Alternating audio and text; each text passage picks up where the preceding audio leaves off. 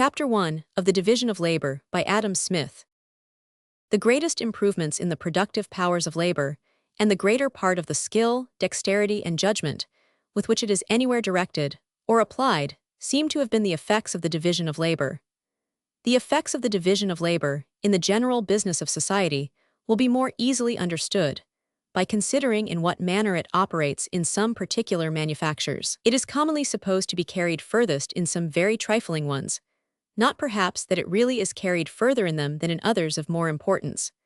but in those trifling manufactures which are destined to supply the small wants of but a small number of people, the whole number of workmen must necessarily be small, and those employed in every different branch of the work can often be collected into the same workhouse and placed at once under the view of the spectator. In those great manufactures, on the contrary, which are destined to supply the great wants of the great body of the people, every different branch of the work employs so great a number of workmen that it is impossible to collect them all into the same workhouse. We can seldom see more, at one time, than those employed in one single branch. Though in such manufactures, therefore, the work may really be divided into a much greater number of parts than in those of a more trifling nature, the division is not near so obvious, and has accordingly been much less observed. To take an example, therefore, from a very trifling manufacture, but one in which the division of labor has been very often taken notice of, the trade of a pin maker. A workman not educated to this business, which the division of labor has rendered a distinct trade,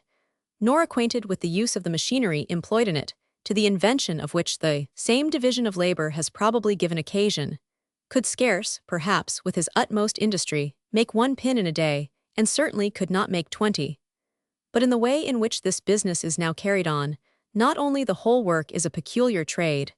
but it is divided into a number of branches, of which the greater part are likewise peculiar trades. One man draws out the wire, another straights it, a third cuts it, a fourth points it, a fifth grinds it at the top for receiving the head. To make the head requires 2 or 3 distinct operations. To put it on is a peculiar business. To whiten the pins is another. It is even a trade by itself to put them into the paper, and the important business of making a pin is, in this manner, divided into about 18 distinct operations, which in some manufactories are all performed by distinct hands, though in others the same man will sometimes perform 2 or 3 of them. I have seen a small manufactory of this kind, where 10 men only were employed, and where some of them consequently performed 2 or 3 distinct operations. But though they were very poor, and therefore but indifferently accommodated with the necessary machinery, they could, when they exerted themselves, make among them about 12 pounds of pins in a day. There are in a pound upwards of 4,000 pins of a middling size. Those 10 persons, therefore, could make among them upwards of 48,000 pins in a day. Each person, therefore, making a 10th part of 48,000 pins, might be considered as making 4,800 pins in a day. But if they had all wrought separately and independently, and without any of them having been educated to this peculiar business, they certainly could not each of them have made 20, perhaps not 1 pin in a day. That is, certainly, not the 240th, perhaps not the 4,800th, part of what they are at present capable of performing, in consequence of a proper division and combination of their different operations. In every other art and manufacture, the effects of the division of labor are similar to what they are in this very trifling one, though, in many of them, the labor can neither be so much subdivided, nor reduced to so great a simplicity of operation. The division of labor, however, so far as it can be introduced, occasions, in every art, a proportionable increase of the productive powers of labor. The separation of different trades and employments from one another seems to have taken place in consequence of this advantage. This separation, too, is generally carried furthest in those countries which enjoy the highest degree of industry and improvement. What is the work of one man, in a rude state of society, being generally that of several in an improved one? In every improved society, the farmer is generally nothing but a farmer, the manufacturer, nothing but a manufacturer. The labor, too, which is necessary to produce any one complete manufacture, is almost always divided among a great number of hands. How many different trades are employed in each branch of the linen and woolen manufactures, from the growers of the flax and the wool, to the bleachers and smoothers of the linen, or to the dyers and dressers of the cloth. The nature of agriculture, indeed, does not admit of so many subdivisions of labor, nor of so complete a separation of one business from another, as manufactures. It is impossible to separate so entirely the business of the grazier from that of the corn farmer, as the trade of the carpenter is commonly separated from that of the smith. The spinner is almost always a distinct person from the weaver,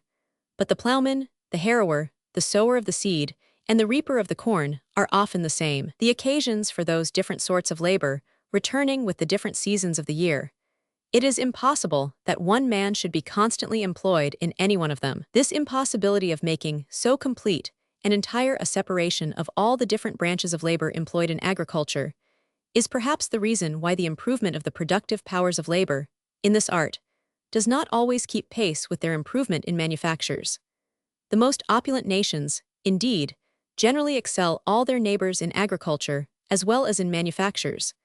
but they are commonly more distinguished by their superiority in the latter than in the former. Their lands are in general better cultivated, and having more labor and expense bestowed upon them, produce more in proportion to the extent and natural fertility of the ground. But this superiority of produce is seldom much more than in proportion to the superiority of labor and expense. In agriculture, the labor of the rich country is not always much more productive than that of the poor, or at least, it is never so much more productive as it commonly is in manufactures. The corn of the rich country, therefore, will not always, in the same degree of goodness, come cheaper to market than that of the poor. The corn of Poland, in the same degree of goodness, is as cheap as that of France, notwithstanding the superior opulence and improvement of the latter country. The corn of France is, in the corn provinces, fully as good, and in most years nearly about the same price with the corn of England, though in opulence and improvement, France is perhaps inferior to England. The cornlands of England, however, are better cultivated than those of France, and the cornlands of France are said to be much better cultivated than those of Poland. But though the poor country, notwithstanding the inferiority of its cultivation, can, in some measure, rival the rich in the cheapness and goodness of its corn, it can pretend to no such competition in its manufactures, at least if those manufactures suit the soil, climate, and situation of the rich country. The silks of France are better and cheaper than those of England, because the silk manufacture, at least under the present high duties upon the importation of raw silk, does not so well suit the climate of England as that of France. But the hardware and the coarse woolens of England are beyond all comparison superior to those of France, and much cheaper, too, in the same degree of goodness. In Poland there are said to be scarce any manufactures of any kind, a few of those coarser household manufactures excepted, without which no country can well subsist.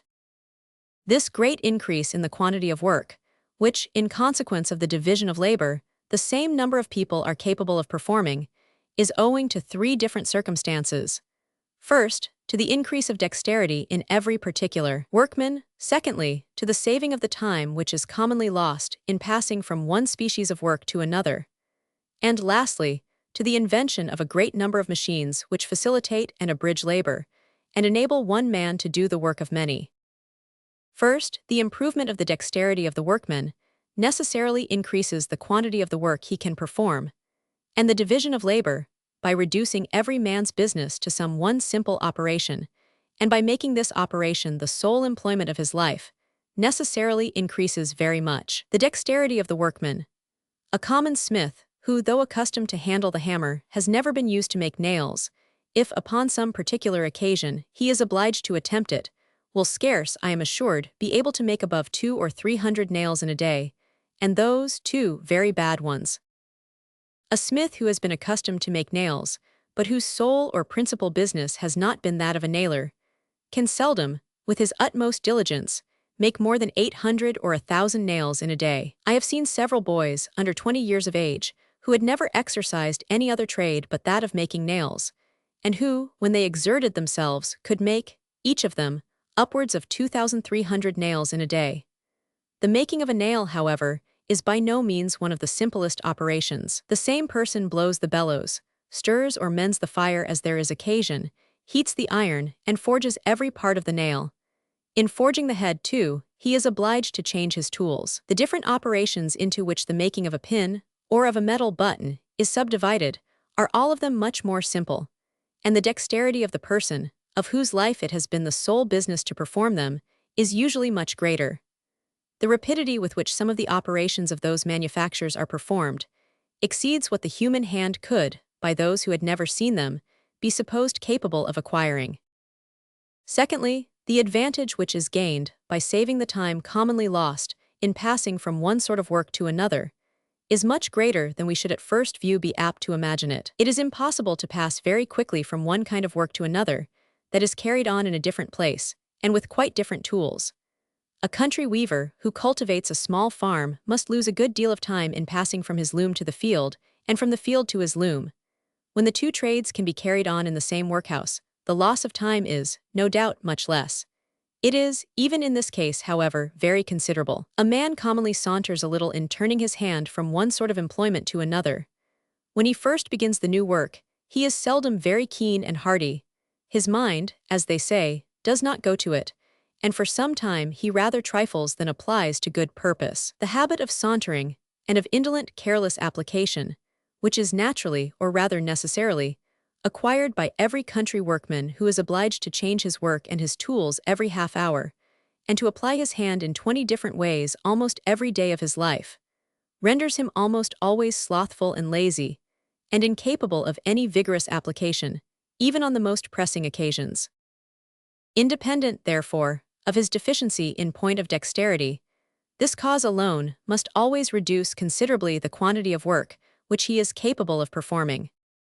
Thirdly, and lastly, everybody must be sensible how much labor is facilitated and abridged by the application of proper machinery. It is unnecessary to give any example. I shall only observe, therefore, that the invention of all those machines by which labor is so much facilitated and abridged seems to have been originally owing to the division of labor. Men are much more likely to discover easier and readier methods of attaining any object,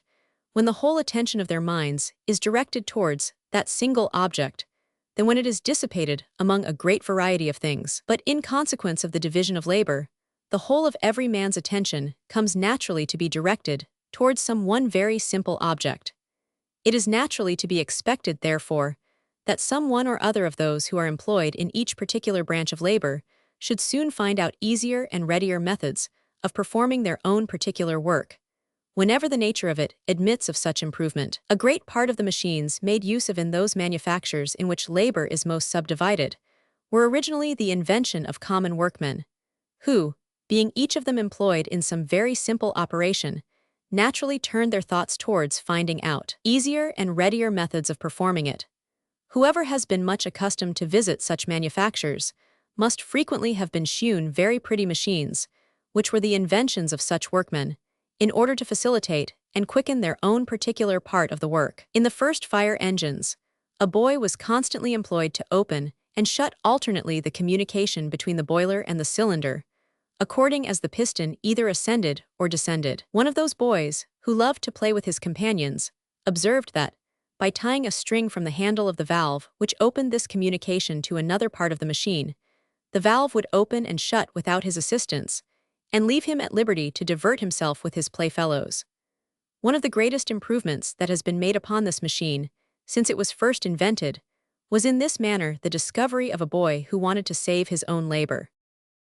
All the improvements in machinery, however, have by no means been the inventions of those who had occasion to use the machines. Many improvements have been made by the ingenuity of the makers of the machines, when to make them became the business of a peculiar trade, and some by that of those who are called philosophers, or men of speculation, whose trade it is not to do anything, but to observe everything, and who, upon that account, are often capable of combining together the powers of the most distant and dissimilar objects. In the progress of society, philosophy or speculation becomes, like every other employment, the principal, or sole trade and occupation of a particular class of citizens. Like every other employment, too, it is subdivided into a great number of different branches, each of which affords occupation to a peculiar tribe or class of philosophers, and this subdivision of employment in philosophy, as well as in every other business, improves dexterity and saves time. Each individual becomes more expert in his own peculiar branch, more work is done upon the whole, and the quantity of science is considerably increased by it. It is the great multiplication of the productions of all the different arts, in consequence of the division of labor, which occasions, in a well-governed society, that universal opulence which extends itself to the lowest ranks of the people. Every workman has a great quantity of his own work, to dispose of beyond what he himself has occasion for, and every other workman being exactly in the same situation, he is enabled to exchange a great quantity of his own goods for a great quantity, or, what comes to the same thing, for the price of a great quantity of theirs. He supplies them abundantly with what they have occasion for, and they accommodate him as amply with what he has occasion for, and a general plenty diffuses itself through all the different ranks of the society. Observe the accommodation of the most common artificer or day laborer in a civilized and thriving country, and you will perceive that the number of people, of whose industry a part, though but a small part, has been employed in procuring him this accommodation, exceeds all computation. The woolen coat, for example, which covers the day laborer, as coarse and rough as it may appear, is the produce of the joint labor of a great multitude of workmen. The shepherd, the sorter of the wool comber or carter, the dyer, the scribbler, the spinner, the weaver, the fuller, the dresser, with many others, must all join their different arts in order to complete even this homely production. How many merchants and carriers, besides, must have been employed in transporting the materials from some of those workmen to others who often live in a very distant part of the country? How much commerce and navigation in particular, how many shipbuilders, sailors, sail makers, rope makers, must have been employed in order to bring together the different drugs made use of by the dyer, which often come from the remotest corners of the world. What a variety of labor, too, is necessary in order to produce the tools of the meanest of those workmen, to say nothing of such complicated machines as the ship of the sailor, the mill of the fuller, or even the loom of the weaver. Let us consider only what a variety of labor is requisite in order to form that very simple machine, the shears with which the shepherd clips the wool. The miner, the builder of the furnace for smelting the ore, the feller of the timber, the burner of the charcoal to be made use of in the smelting house, the brickmaker, the bricklayer, the workmen who attend the furnace, the millwright, the forger, the smith, must all of them join their different arts in order to produce them. Were we to examine in the same manner all the different parts of his dress and household furniture, the coarse linen shirt which he wears next his skin, the shoes which cover his feet, the bed which he lies on, and all the different parts which compose it, the kitchen grate at which he prepares his victuals, the coals which he makes use of for that purpose, dug from the bowels of the earth, and brought to him, perhaps, by a long sea and a long land carriage, all the other utensils of his kitchen, all the furniture of his table, the knives and forks, the earthen or pewter plates upon which he serves up and divides his victuals, the different hands employed in preparing his bread and his beer, the glass window which lets in the heat and the light, and keeps out the wind and the rain, with all the knowledge and art requisite for preparing that beautiful and happy invention, without which these northern parts of the world could scarce have afforded a very comfortable habitation, together with the tools of all the different workmen employed in producing those different conveniencies. If we examine, I say, all these things, and consider what a variety of labor is employed about each of them, we shall be sensible that, without the assistance and cooperation of many thousands, the very meanest person in a civilized country could not be provided, even according to what we very falsely imagine, the easy and simple manner in which he is commonly accommodated. Compared, indeed, with the more extravagant luxury of the great, his accommodation must no doubt appear extremely simple and easy. And yet it may be true, perhaps, that the accommodation of an European prince does not always so much exceed that of an industrious and frugal peasant, as the accommodation of the latter exceeds that of many an African king, the absolute masters of the lives and liberties of 10,000 naked savages.